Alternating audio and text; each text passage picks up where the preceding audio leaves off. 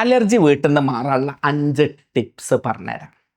ഒന്നാമത്തെ കാര്യം എന്നുള്ളത് വിട്ടുമാറാത്ത തുമ്മൽ, മൂക്കൊലിപ്പ്, മൂക്കടപ്പ്, കണ്ണ് ചൊറിച്ചിൽ, തൊണ്ടയിൽ കിച്ച് കിച്ച്, കണ്ണിലിങ്ങനെ വീർത്ത് വരിക, ചുമക്കുക, സൗണ്ട് പോവുക, ഇങ്ങനെ അലർജിയായിട്ട് കഷ്ടപ്പെടുന്ന ഒരുപാട് പേര് നമ്മളടുത്തുണ്ട്. കൊറോണയ്ക്ക് ശേഷം പ്രത്യേകിച്ച് ഫ്രഷ് എയറും കാറ്റും പിടിച്ചൊന്നും കൊള്ളാത്ത സാഹചര്യത്തിൽ ഒരുപാട് പേര് ഈ ബുദ്ധിമുട്ട് അനുഭവിക്കുന്നുണ്ട്. ഇതിൻ്റെ പ്രധാന കാരണം നമ്മുടെ ശരീരത്തിൻ്റെ പ്രതിരോധ ശക്തി മാറിയതാണ്. ഇത് വീട്ടിലിരുന്ന് ചെയ്യാനുള്ള 5 ടിപ്സാണ് പറയുന്നത്. ഇത് ചെയ്ത് കഴിഞ്ഞാൽ അലർജിനെ പേടിക്കാതെ സിമ്പിളായിട്ട് നമുക്ക് മുന്നോട്ട് പോവാം. ഞാൻ doctor Basil Yusuf, doctor Basil's homeo hospital, Pandikkad, Malappuram ജില്ല, നടക്കാവ്, കോഴിക്കോട്. ഭക്ഷണത്തിൽ നിന്ന് അലർജി മാറ്റിയെടുക്കാൻ പറ്റും. നമ്മളെ ഭക്ഷണത്തിൽ അമിതമായിട്ടുള്ള പഞ്ചസാരയും കാർബോഹൈഡ്രേറ്റ് അഥവാ അരിയുടെ അളവ്, അതല്ലെങ്കിൽ കഞ്ഞിയുടെ അളവ്, പൊറാട്ട, മൈദ പോലുള്ള സാധനങ്ങളുടെ അളവൊക്കെ കൂടുമ്പോൾ നമ്മളുടെ ശരീരത്തിൽ ഇത് അവസാനം പഞ്ചസാരയാവുകയും രോഗപ്രതിരോധ ശക്തി കുറയുകയും രോഗിയാവും ചെയ്യുന്നുണ്ട്.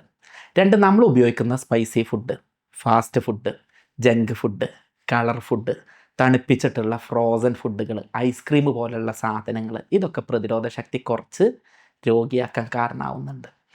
അതുപോലെ തന്നെ നമ്മളുടെ ശരീരം കൊണ്ട് തന്നെ മാറുന്ന ഭക്ഷണങ്ങളും ഉണ്ട്. നമ്മളെ വീട്ടിലിരുന്ന് ചെയ്യാൻ പറ്റുന്ന ഭക്ഷണങ്ങളുണ്ട്. ഒന്ന്, തൈര് നല്ല സാധനമാണ്. മത്തി, ഒമേഗ 3 ഫാറ്റി ആസിഡ് നന്നായിട്ട് അടങ്ങിയതുകൊണ്ട് ചൂരയും മത്തിയും അയിലയൊക്കെ കഴിച്ചാൽ നന്നായിട്ട് പ്രതിരോധ ശക്തി നേടിയിട്ട് ഈ രോഗത്തെ തടയാൻ പറ്റും. ഫ്ലാക്സ് സീഡ് ഭക്ഷണത്തിൽ ഉപയോഗിക്കുക.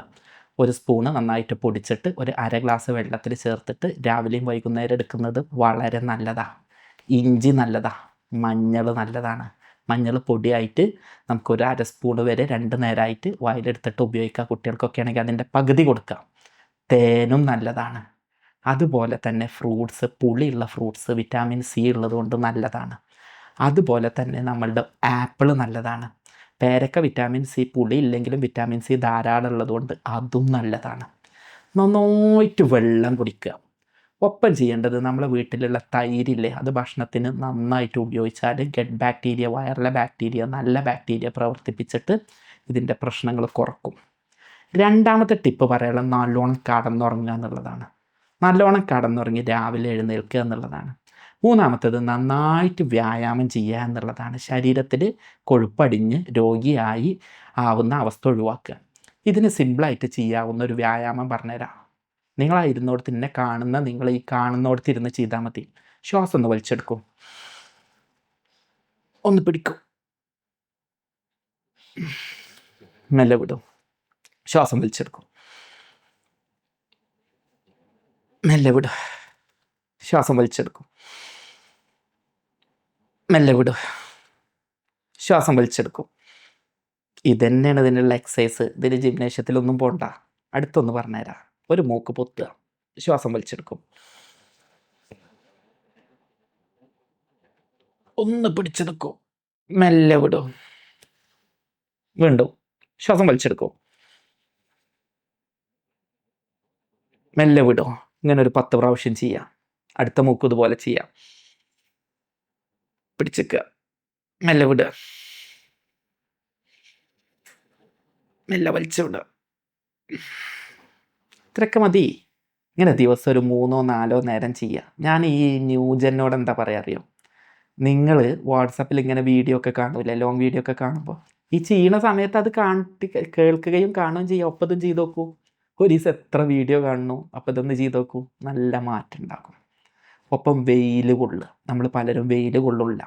വിറ്റാമിൻ ഡിൻ്റെ കുറവുണ്ടായിട്ട് രോഗപ്രതിരോധ ശക്തിയിൽ വ്യത്യാസം വന്നിട്ട് നമ്മൾ രോഗിയാവുന്നുണ്ട്. ആ കാര്യങ്ങൾ ഇതിൽ നന്നായിട്ട് ശ്രദ്ധിക്കുക. സ്ട്രെസ്സ് പരമാവധി കുറയ്ക്കുക. സ്ട്രെസ്സും ഇതിലേക്ക് നയിക്കുന്നുണ്ട്. 5-മത്തെ കാര്യം, ഇത് ചികിത്സിച്ചാൽ മാറാത്ത രോഗമൊന്നുമില്ല. ഇത് ഈസി ആയിട്ട് മാനേജ് ചെയ്യുക.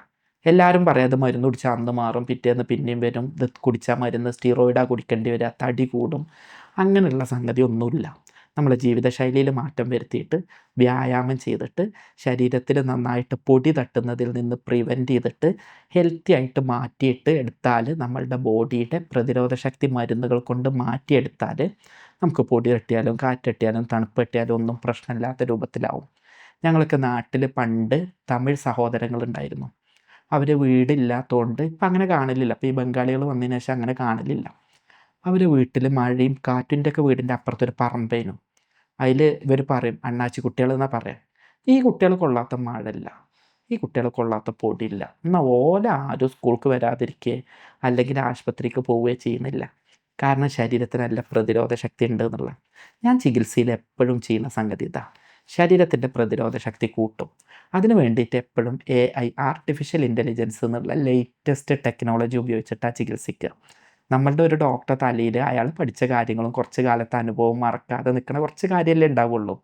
എന്നാൽ കമ്പ്യൂട്ടറിൽ AI ആർട്ടിഫിഷ്യൽ ഇൻ്റലിജൻസിൽ ഇന്ന് ലോകത്ത് എല്ലാ യൂണിവേഴ്സിറ്റിയിലുള്ള പഠനങ്ങളും മെഡിക്കൽ ബുക്കുകളും ഇൻ്റർനെറ്റിലുള്ള അറിവുകളും ഒക്കെ ചേർത്തിട്ട് ഉള്ള സംവിധാനമുണ്ട്. അത് വെച്ച് നമുക്ക് ചികിത്സിക്കാൻ പറ്റും. നമ്മളുടെ ലക്ഷണങ്ങളൊക്കെ കമ്പ്യൂട്ടർക്ക് കൊടുക്കുമ്പോൾ നമ്മളുടെ തലച്ചോറ്റിൽ വരുന്നതിലേറെ ഇതെന്താണ്, ഇത് ഏത് രോഗമാണ്, ഏത് തരത്തിലുള്ള രോഗമാണ്, എങ്ങനെ വന്നതാണ്, എന്തൊക്കെ ചെയ്യാൻ പറ്റും എന്നുള്ളത് കൃത്യമായിട്ട് ആർട്ടിഫിഷ്യൽ ഇൻ്റലിജൻസ് പറഞ്ഞുതരും. അത്തരത്തിൽ ആർട്ടിഫിഷ്യൽ ഇൻ്റലിജൻസിൻ്റെ സപ്പോർട്ടോട് കൂടിയിട്ട് കൃത്യമായ രോഗനിർണയവും മരുന്ന് നിർണയവും, ആ മരുന്ന് ഏത് ഡോസ് കൊടുക്കണം, എത്ര കൊടുക്കണം, ഏത് പൊട്ടൻസിയിൽ കൊടുക്കണം എന്നൊക്കെ നമുക്ക് AI വെച്ചിട്ട് ചെയ്താൽ ഹെൽപ്ഫുള്ളാവും.